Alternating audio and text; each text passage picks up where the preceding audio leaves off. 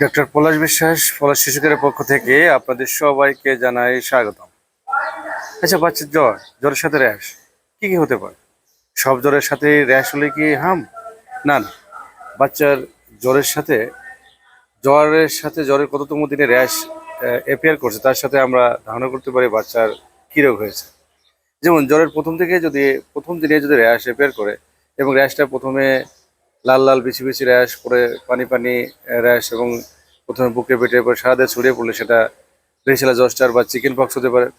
জ্বরের দ্বিতীয়তম দিনে যদি র্যাশটা অ্যাপিয়ার করে এবং সারা দেহে প্রথমে বুকে পেটে পরে সারা দেহে ছড়িয়ে পড়ে এবং র্যাশের কারণে স্কিনের এটা যদি রাজহাঁসের গায়ের মতো হয়ে যায়, তাহলে আমরা এটা ধরে নিতে পারি এটা স্কারলেট ফিভার। এবং এই স্কারলেট ফিভার র্যাশটা অ্যাপিয়ার করার 4 থেকে 5 দিন পরে এটা ফেড হতে শুরু করে এবং স্কিন ডিসকমোশন হয়।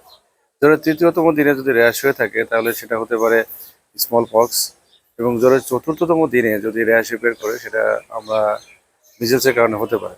তো মিজেলসের র্যাশের সাথে যে জিনিসটা থাকে সেটা হলো চোখ ওঠা, তারপরে নাক দিয়ে পানি পড়া, কাশি। এবং মিজেলস র্যাশের একটা স্পেশাল ডিস্ট্রিবিউশন থাকে। এটা হলো প্রথমে কপালে অ্যাপিয়ার করে, পরে কানের পিছনে, পরে হাতে পায়ে সারা দেহে ছড়িয়ে পড়ে। আহ, এরপরে আসে যদি পঞ্চম দিনে র্যাশ অ্যাপিয়ার করে সেটা হতে পারে টাইফাস ফিভার বা রিকেটশিয়াল ফিভার। এবং ষষ্ঠতম দিনে হতে পারে ডেঙ্গি ফিভার।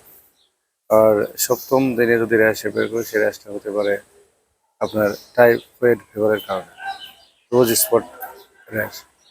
তো সবাইকে ধন্যবাদ। পলাশ শিশু কেয়ারের পক্ষ থেকে আপনাকে বাচ্চা সুস্থ থাকুক, সুন্দর থাকুক। ধন্যবাদ।